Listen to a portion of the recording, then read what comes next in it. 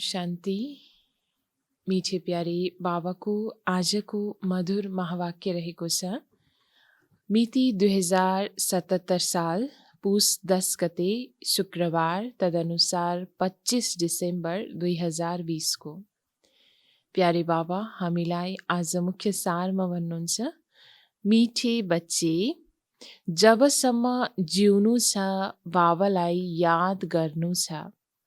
यादबाट नै आयु बढ्छ, पढाइको सार नै हो याद। बाबा हामीलाई मुख्य सारमा आज बताउनुहुन्छ, मिठे बच्चे, जबसम्म जिउनु छ बाबालाई याद गर्नु छ।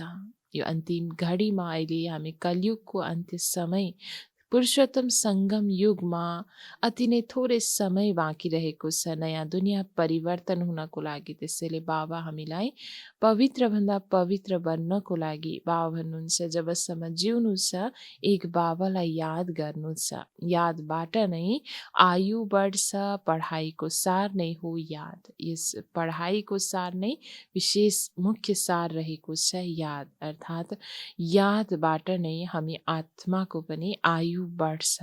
बाबा भन्नुहुन्छ प्रश्नमा, तिमी बच्चाहरूको अतीन्द्रिय सुखको गायन गरिएको छ किन? तिमी बच्चाहरूको अतीन्द्रिय सुखको गायन गरिएको छ किन? उत्तरमा बाबा भन्नुहुन्छ, किनकि तिमीले सधैँ बाबाको यादमा खुसी मनाउँछौ। अहिले तिम्रो सधैँ क्रिसमस हो।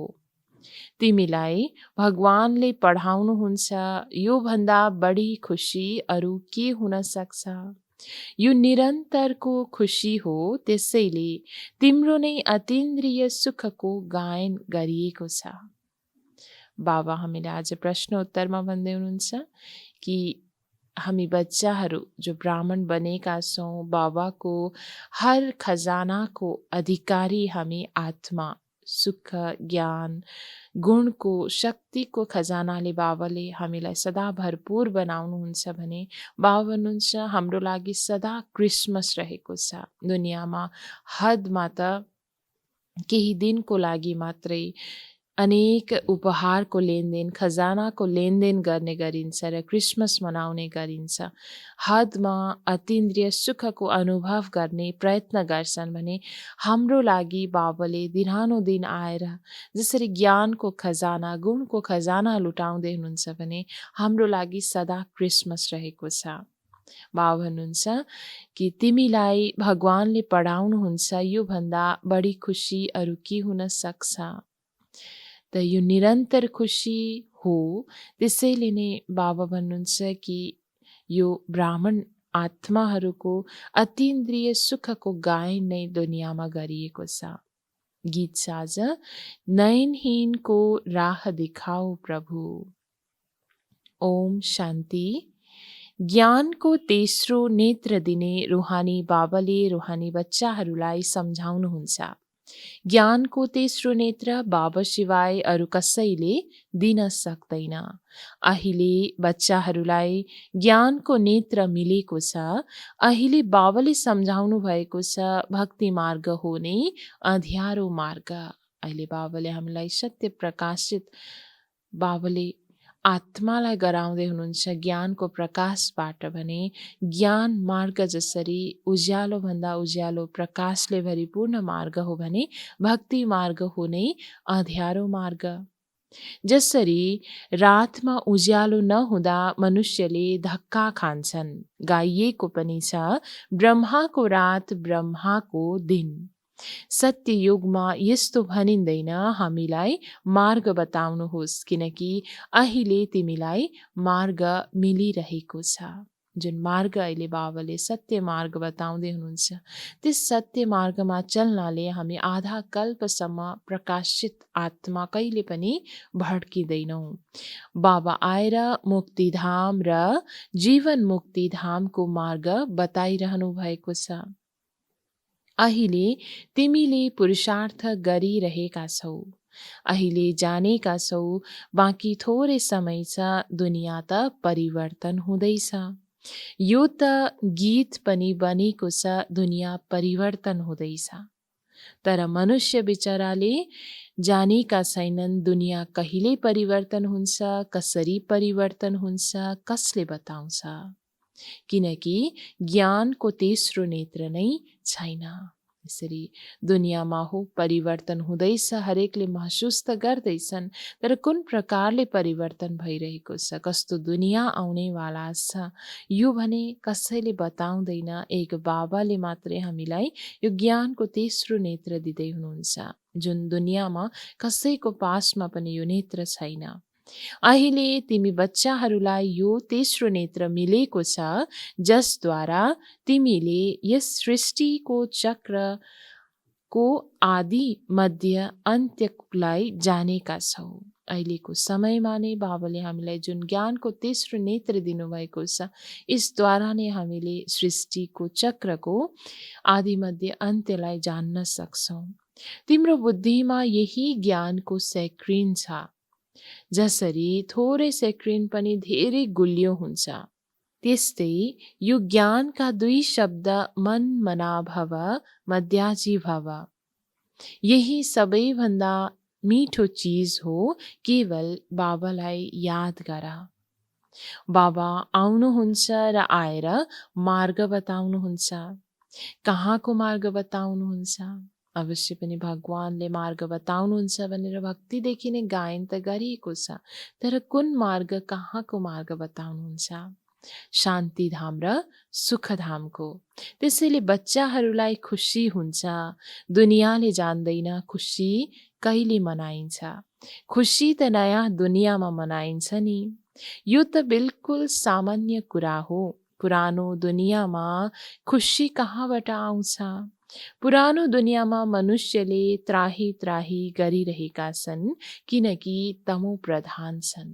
आत्मा हरेक तमो प्रधान पतित भएको कारणले गर्दा दुनियाँ पनि अति तमो प्रधान छ, जहाँ दुःख नै दुःख भएकोले गर्दा बाबा हुनुहुन्छ त्राही त्राही गरिरहेका छन्। तमो प्रधान दुनियाँमा खुसी कहाँबाट आउँछ? सत्ययुगको ज्ञान त कसैमा पनि छैन। त्यसैले बिचराहरूले यहाँ खुसी मनाइरहन्छन्। हेर, क्रिसमसको खुसी पनि कति मनाउँछन्। बाबा त भन्नुहुन्छ, यदि खुसीको कुरा सोध्नु छ भने गोप गोपिनीहरूसँग सोधा, अर्थात् मेरा बच्चाहरूसँग सोधा, किनकि बाबाले धेरै सहज मार्ग बताइरहनु भएको छ। गृहस्थ व्यवहारमा रहँदै आफ्नो घर धन्दाको कर्तव्य गर्दै कमल फूल समान बन मलाई याद गर। यसरी बाबाले हामीलाई सहजभन्दा सहज मार्ग बताउँदै हुनुहुन्छ कि घर गृहस्थमा रहेर पनि, घर धन्दा अनेक सम्हाल्दै पनि एक बाबाको जब निरन्तर यादमा रहन्छौँ, आफूलाई आत्मा सम्झेर भने, तब हामी पवित्र आत्मा बन्न सक्छौँ। जसरी प्रियतमा प्रियतम हुन्छन् नि, उनीहरूले पनि घर धन्दा गर्दै एक अर्कालाई याद गरिरहन्छन्। उनीहरूलाई साक्षात्कार पनि हुन्छ।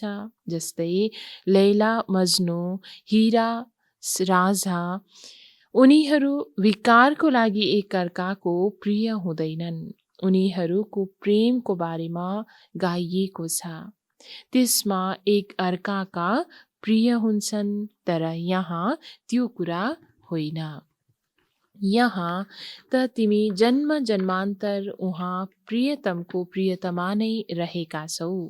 अर्थात् एक प्रियतम शिव बाबाको प्रियतमा हामी आत्माहरू, जसले उहाँसँग मिलन मनाउनको लागि अनेक जन्म तडपिरहेका थियौँ भने बाबा हुनुहुन्छ उहाँ प्रियतम तिम्रो प्रियतमा हुनुहुन्न। तिमीले उहाँलाई बोलाउँछौ यहाँ आउनको लागि। हे भगवान, नयनहीनलाई आएर मार्ग बताउनुहोस्। तिमीले आधा कल्प बोलायौ, जब दुःख धेरै हुन्छ तब धेरै बोलाउँछौ। धेरै दुःखमा धेरै स्मरण गर्नेहरू पनि हुन्छन्। हेर, अहिले कति याद गर्नेहरू धेरै छन्। गाइएको छ नि, दुःख में सिमरन सब करे, सुख में सिमरन करे न कोई। हैन। यसरी गायन पनि रहेको छ कि दुःखमा त हरेकले भगवानलाई याद गर्छ, तर सुखमा कहिले पनि याद गर्दैन। यदि साँच्चीकै सुखमा पनि गर्ने भए दुःख कहिले पनि हुँदैन थियो। जति ढिलो हुँदै जान्छ त्यति तमो प्रधान हुँदै जान्छन्।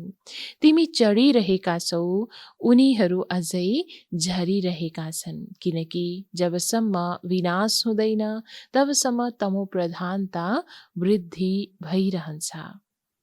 दिन प्रतिदिन माया पनि तमो प्रधानता वृद्धि भइरहन्छ।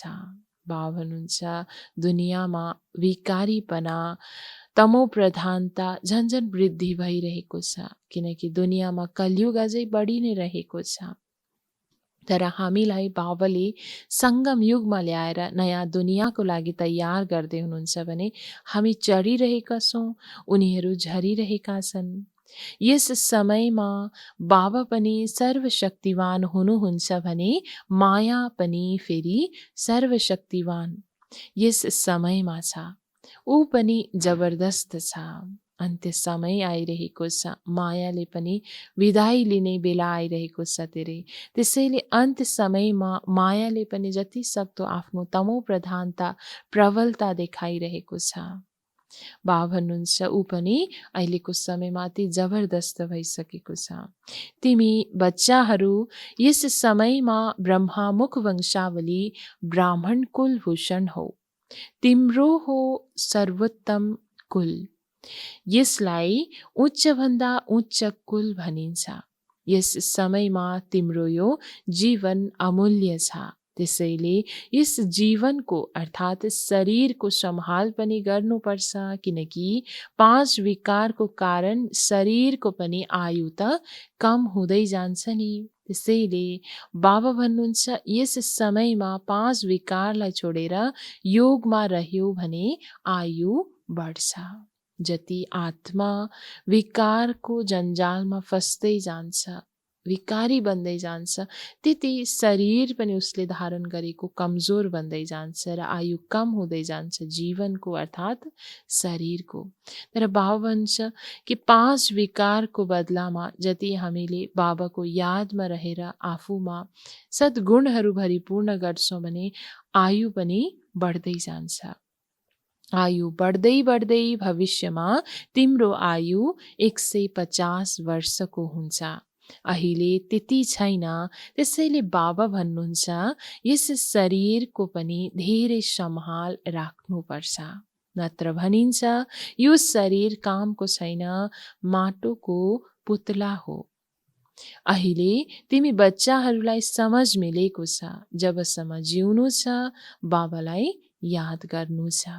अन्त्य घडी अन्त्य समयसम्म बाबाको साथमा हामीले प्रतिज्ञा गरेको छौँ कि बाबा हजुरलाई नै याद गर्नेछौँ। त बाबा पनि भन्नुहुन्छ कि जबसम्म जिउनु छ बच्ची बाबालाई याद गर। आत्माले बाबालाई याद गर्छ किन? वर्षाको लागि। बाबा भन्नुहुन्छ तिमीले आफूलाई आत्मा सम्झेर बाबालाई याद गर्यो अनि दैवी गुण धारण गर्यो भने तिमी फेरि यस्तो बन्छौ, अर्थात् देवी देवता समान पवित्र आत्मा हामी तब बन्छौँ जब एक बाबालाई याद गर्छौँ, आफूलाई आत्मा सम्झेर साथसाथै आफूमा दैवी गुणको धारणा पनि गर्छौँ। त्यसैले बच्चाहरूले पढाइ राम्रोसँग पढ्नुपर्छ। पढाइमा अल्छी गर्नु हुँदैन, नत्र फेल हुन्छौ, धेरै कम पद पाउँछौ। पढाइमा पनि मुख्य कुरा भनिन्छ बाबालाई याद गर, यो हो सार। बाबा भन्नुहुन्छ कि पढाइलाई कहिले पनि मिस गर्नु हुँदैन। पढ्ने क्रममा पनि धेरै ध्यान दिएर पढ्नुपर्छ। बाबाको एक एक पढाइको पोइन्टलाई धारण गर्नु छ। त्यसमध्ये पनि यो पढाइको मुख्य सार नै हो एक बाबाको यादमा रहनु। जब प्रदर्शनीमा वा सेन्टरमा कोही पनि आउँछ भने उसलाई पहिला पहिला यो सम्झाऊ बाबालाई याद गर्नुहोस्, किनकि उहाँ उच्चभन्दा उच्च हुनुहुन्छ। सबैभन्दा उच्चलाई नै याद गर्नुपर्छ। उहाँ भन्दा कमलाई कहाँ याद गर्नु छ र? भन्छन् उच्चभन्दा उच्च भगवान हुनुहुन्छ। हैन। जो सर्वोच्च हुनुहुन्छ उहाँलाई याद गर्दा हामीलाई फाइदा छ, अर्थात् आत्माको कल्याण छ, आत्मामा त्यो शक्ति भरिन्छ। अर्थात् बाबा हुनुहुन्छ सबैभन्दा उच्च त हुनुहुन्छ नै शिव बाबा। दुनियाँमा पनि यदि सोध्छौँ कसैलाई भने भन्ने गर्छन् उच्चभन्दा उच्च त हुनुहुन्छ नै भगवान्। भगवान् नै त नयाँ दुनियाँको स्थापना गर्नेवाला हुनुहुन्छ। हेर, बाबाले पनि भन्नुहुन्छ नयाँ दुनियाँको स्थापना मैले गर्छु, त्यसैले तिमीले मलाई याद गर्यो भने तिम्रो पाप काटिन्छ।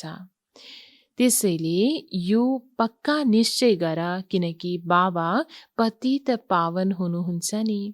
उहाँले यही भन्नुहुन्छ, जब तिमीले मलाई पतित पावन भन्छौ भने तिमी तमो प्रधान छौ, धेरै पतित छौ, अब तिमी पावन बना। अवश्य पनि जसरी भक्तिमा भगवानलाई पुकारिन्छ, हे पतित पावन आउनुहोस् हामीलाई पावन बनाउनु भनेर, बाबा भन्नुहुन्छ तिमी तमो प्रधान थियौ, छौ, पतित छौ र त मलाई याद गर्यो हे पतित पावन भनेर। त्यसैले अब बाबा हामीलाई विधि बताउँदै हुनुहुन्छ पावन बन्ने र भन्नुहुन्छ बच्चे अब त तिमी पावन बना। बाबा आएर बच्चाहरूलाई सम्झाउनुहुन्छ तिम्रो अब सुखको दिन आउँदैछ, दुःखको दिन पुरा भयो, पुकार्छौ पनि हे दुःखहर्ता सुखदाता। त्यसैले जानेका त छौ नि वास्तवमा सत्य युगमा सबै सुखी हुन्छन्। बाबा बच्चाहरूलाई भन्नुहुन्छ अब शान्तिधाम र सुखधामलाई याद गरिराख। यो हो सङ्गम युग, खिवैयाले तिमीलाई पार लिएर जानुहुन्छ। अहिले हामी वार अर्थात् वारीको ठाउँमा छौँ। सङ्गम युगको घडीमा अहिले बाबाले हामीलाई ल्याउनु भएको छ। खिवैया बाबा हुनुहुन्छ भने नयाँ दुनियाँको नयाँ सुखको धाममा हामीलाई लैजानको लागि बाबा खिवैया भनेर आउनुभएको छ, हामीलाई पारी लैजाँदै हुनुहुन्छ। बाँकी यसमा कुनै खिवैया वा नाउँको कुरा छैन। यहाँ कुनै हातको खिवैया वा नाउँको कुरा भने छैन। यो त महिमा गरिदिन्छन् नाउँलाई पार लगाउनुहोस्। अब एउटाको मात्रै नाउँ त पार लाग्दैन नि, सारा दुनियाँको नाउँलाई पार लगाउनु छ। यो सारा दुनियाँ एउटा ठुलो जहाज जस्तै हो, यसलाई पार लगाउनु छ। तिमी बच्चाहरूले खुसी मनाउनु पर्छ, किनकि तिम्रो लागि सदैव खुसी छ, सदैव क्रिसमस छ। जबदेखि तिमी बच्चाहरूलाई बाबा मिल्नुभयो, तिम्रो क्रिसमस सदैव छ। यसरी बाबा जबदेखि आउनुभयो हाम्रो समीपमा, हामी बच्चाहरूलाई आफ्नो बनाउनु भयो र हामीलाई हरेक खजानाले, हरेक त्यो सद्गुणको, सद्ज्ञानको उपहारले भरपूर गर्दै हुनुहुन्छ भने हाम्रो लागि सदा क्रिसमस रहेको छ। त्यसैले अतीन्द्रिय सुखको गायन गरिएको छ। हेर, यिनी सदैव खुसी रहन्छन्। किन? अरे बेहदको बाबा मिल्नु भएको छ, उहाँले हामीलाई पढाइरहनु भएको छ, त्यसैले यो सधैँको खुसी हुनुपर्छ नि। बेहदको बाबाले पढाइरहनु भएको छ, वाह कहिले कसैले सुन्यौँ यसरी भगवानले पढाउनु भएको हामीले कहिले पनि कहीँ पनि सुनेको थिएनौँ भने अहिलेको समय प्र्याक्टिकल रूपमा हामी उहाँको विद्यार्थी बनेर दिनानुदिन पढ्दैछौँ, आफूलाई हर ज्ञानको धारणामा पोख्त बनाइरहेको छौँ भने कति भाग्यशाली हामी आत्माहरू। गीतामा पनि भगवान वाच छ, म तिमीलाई राजयोग सिकाउँछु। जसरी उनीहरूले बेरिस्टर बन्ने योग, सर्जन बन्ने योग सिकाउँछन्, मैले तिमी रूहानी बच्चाहरूलाई राजयोग सिकाउँछु। तिमी यहाँ आउँछौ भने वास्तवमा राजयोग सिक्न आउँछौ नि, अल्मलिने त आवश्यकता छैन। राजयोग सिकेर पुरा गर्नुपर्छ नि, भागन्ती त हुनु हुँदैन। पढ्नु पनि छ भने धारणा पनि राम्ररी गर्नु छ। शिक्षकले पढाउनुहुन्छ धारणा गर्नको लागि।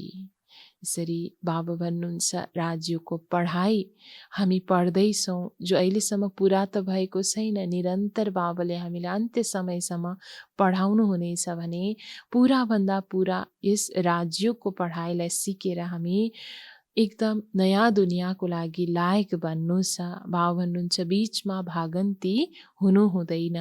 पढाइ पढ्नु पनि छ, साथसाथै पढाइको धारणा पनि गर्नु छ। शिक्षकले पढाउनुहुन्छ नै मुख्य हामी बच्चाहरूलाई धारणा गराउनको लागि। हरेकको आआफ्नो बुद्धि हुन्छ, कसैको उत्तम, कसैको मध्यम, कसैको कनिष्ठ। आफूसँग सोध्नुपर्छ, म उत्तम हुँ, मध्यम हुँ वा कनिष्ठ हुँ। आफूलाई आफैले चिन्नुपर्छ, म यस्तो उच्चभन्दा उच्च परीक्षा पास गरेर उच्च पद पाउन लायक छु। मैले सेवा गर्छु। बाबा भन्नुहुन्छ प्यारा बच्चाहरू सेवाधारी बन। बाबालाई अनुसरण गर, किनकि मैले पनि त सेवा गर्छु नि। यसरी शिव बाबा पनि हामी बच्चाहरूको सेवाको लागि यस धरामा आउनु भएको छ।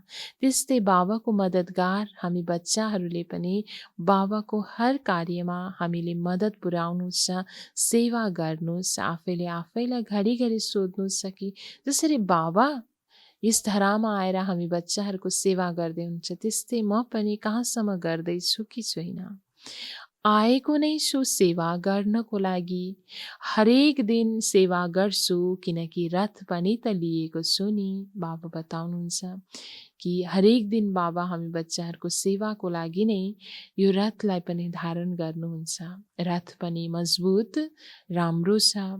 सेवा त यिनको सदैव छ। बाप दादा त यिनको रथमा सदैव हुनुहुन्छ।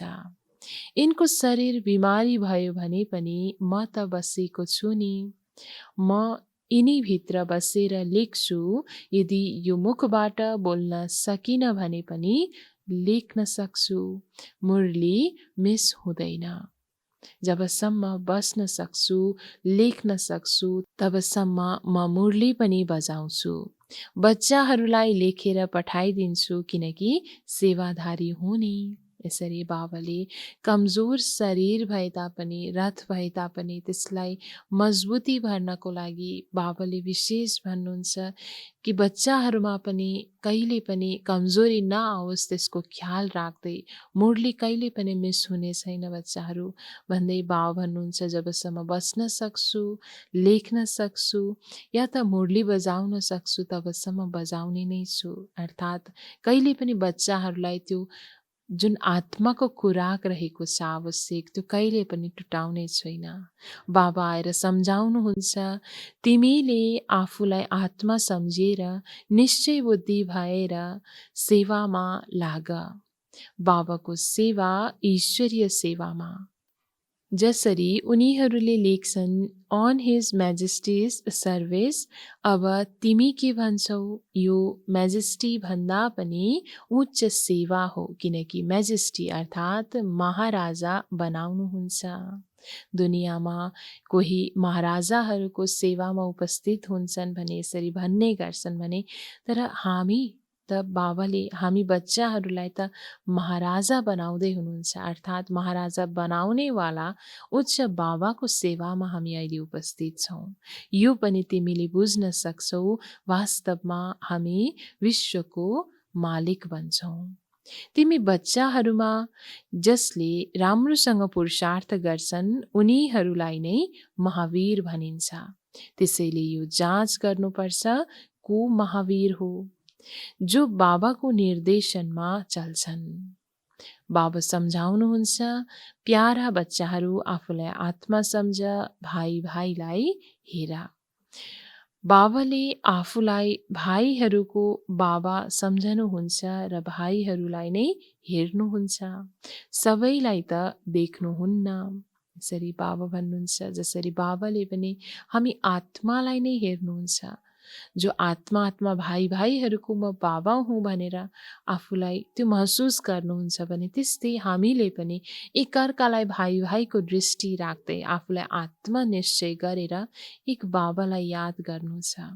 सबैलाई त जसरी बाबाले देख्नुहुन्न, अर्थात् यो शरीरहरूलाई बाबाले देख्नुहुन्न। यो ज्ञान त छ, शरीर बिना त कसैले सुन्न सक्दैन, बोल्न सक्दैन। तिमीलाई त थाहा छ म पनि यहाँ शरीरमा आएको छु, मैले यो शरीर लोन लिएको छु। शरीर त सबैको छ, शरीरको साथमा नै आत्माले यहाँ पढिरहेको छ। त्यसैले अब आत्माहरूले बुझ्नुपर्छ बाबाले हामीलाई पढाइरहनु भएको छ। बाबाको बैठक कहाँ छ? अकाल तख्तमा। बाबाले सम्झाउनु भएको छ हरेक आत्मा अकाल मूर्त हो, यो कहिल्यै विनाश हुँदैन, कहिल्यै पनि जल्दैन, काटिँदैन, डुब्दैन, सानो ठुलो हुँदैन। शरीर सानो ठुलो हुन्छ। दुनियाँमा जति पनि मनुष्य मात्र छन् उनमा जो आत्मा छ त्यसको तख्त यो भृकुटी हो।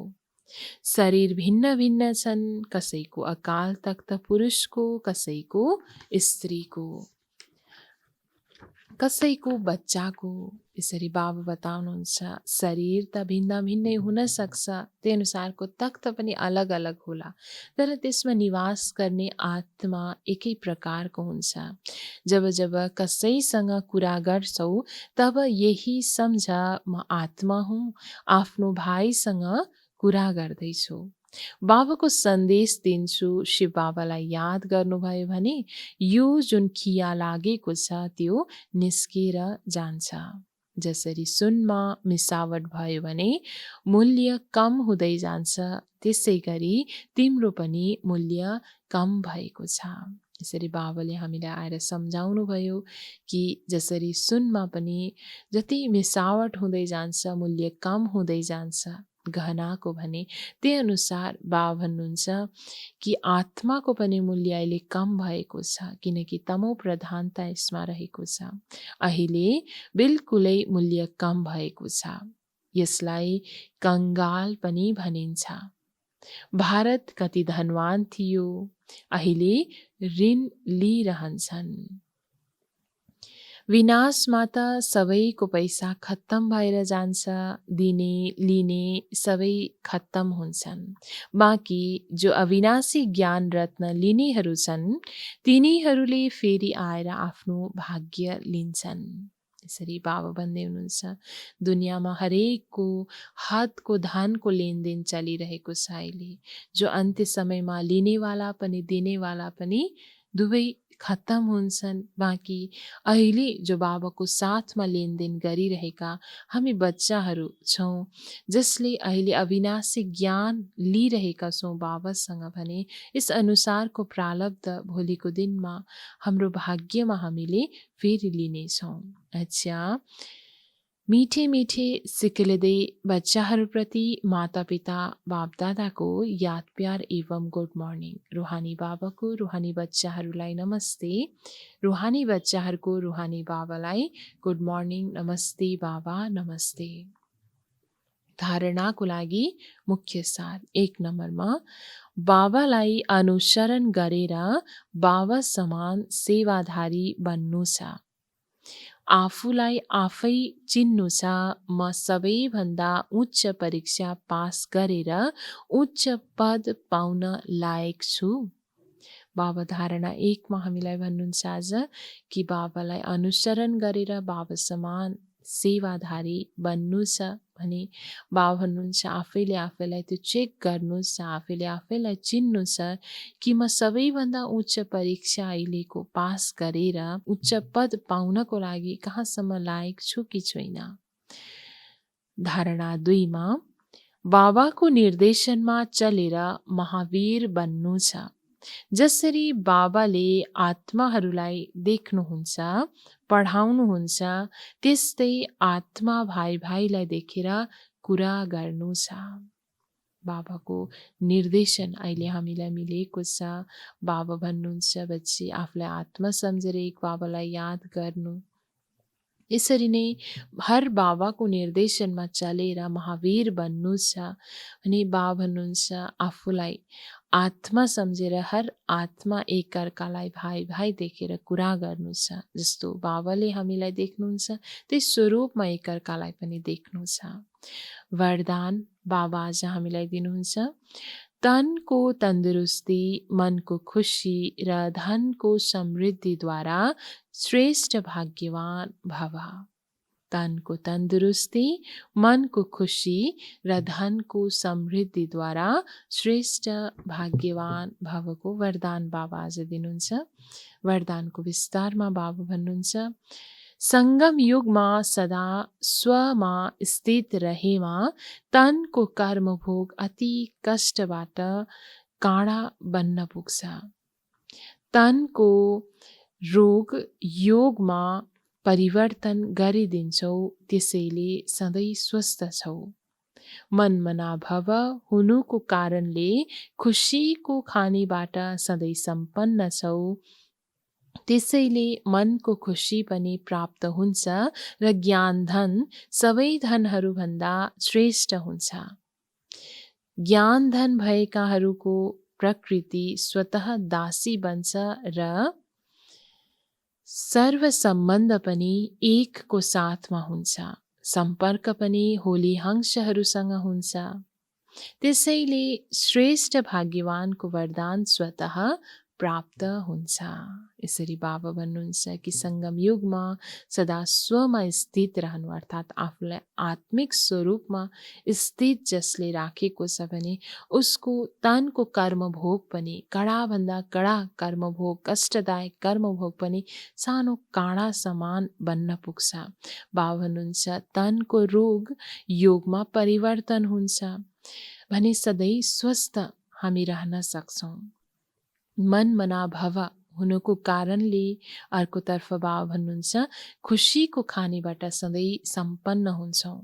जुन मनको खुसीको प्राप्ति सदैव भरपूर भइरहेको हुन्छ भने अर्कोतर्फ फेरि बाबा भन्नुहुन्छ कि ज्ञान धन सबैभन्दा ठुलो र श्रेष्ठ धन हो भने ज्ञान धन भएकाहरूको स्वतः प्रकृति पनि दासी बन्न पुग्छ र सर्व सम्बन्ध पनि एक बाबाको साथमा र सम्पर्क पनि होली हंसहरूको साथमा मात्रै हुन जान्छ। त्यसैले यसरी श्रेष्ठ भाग्यवानको वरदान यस्तो बच्चाहरूलाई स्वतः प्राप्त हुन जान्छ।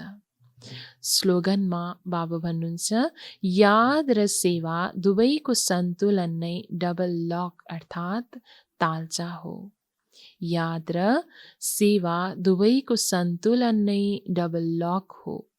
यसरी जसरी हरेक कुरालाई अति सुरक्षित राख्नको लागि डबल लक लगाइन्छ भने हामी आत्माको पनि सो स्थितिमा स्थित रहेर हामी यदि आफूलाई मायाको 5 विकारको त्यो परीक्षाहरू अनेक उल्झनबाट आफूलाई सुरक्षित राख्न चाहन्छौँ भने बाबा भन्नुहुन्छ बच्चे याद र सेवाको दुवै सन्तुलनको विशेष डबल लक आफूमा लगाउनु छ। अच्छा, ओम शान्ति। आज फेरि पनि सूचना रहेको छ, हजुरहरू याद गर्नुहोला कि अब हाम्रो जुन युट्युब च्यानलबाट ब्रह्मकुमारीज विराटनगर युट्युब च्यानलबाट जुन अहिले मुरली प्रसारण भइरहेको छ त्यो 31 डिसेम्बरसम्मको लागि मात्रै हो भने हामी जुमको माध्यमद्वारा एकअर्कालाई कनेक्ट गर्न सक्छौँ। बाबाको दिनहुँ मुरली जुन चलिरहेको छ लाइभ हामीले त्यहाँ जुममा आएर सुन्न सक्छौँ। यसरी साथसाथै जुन काठमाडौँबाट चल्दै आएको ब्रह्मकुमारीज नेपालको युट्युब च्यानलमा विराटनगरको तर्फबाट 2 दिन हाम्रो त्यहाँ मुरली चल्नेछ। युट्युबमा पनि हजुरहरूले सुन्न सक्नुहुन्छ, हेर्न सक्नुहुन्छ भने विशेष लाइभ भनेको हाम्रो विराटनगर जति पनि यहाँ हुनुहुन्छ जसले अहिले यो युट्युब च्यानलको माध्यमद्वारा मुरली सुनिराख्नु भएको छ, हजुरहरू जुमको माध्यमबाट सदैव मुरली सुन्न सक्नुहुन्छ। ओम शान्ति।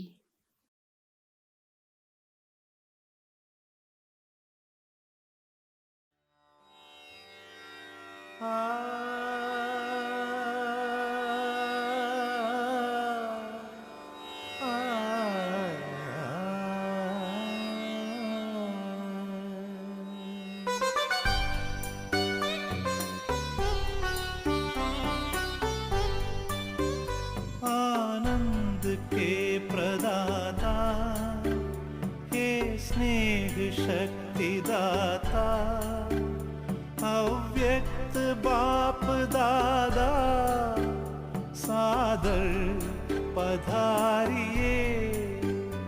मंजुल मधुर निमंत्रण, अंतःकरण से कण कण प्रभु आपको बुलाता, सादर पधारिए, सादर पधारिए।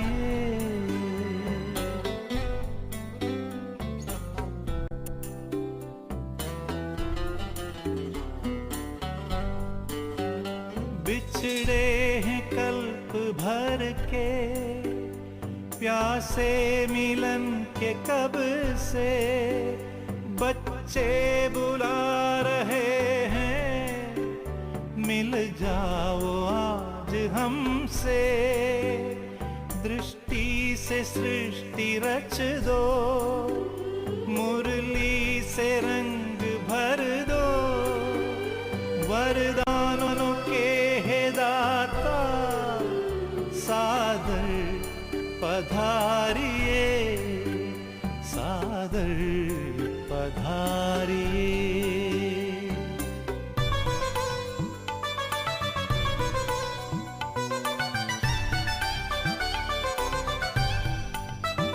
कोमल सी भावनाएं, निर्मल हृदय का कहना, संगम युग में बाबा संग आपके ही रहना। धरती भी नग़्मे गाती, अंबर भी गुनगुनाता, संसार सारा गाता, सादर पधारिए, सादर पधारिए।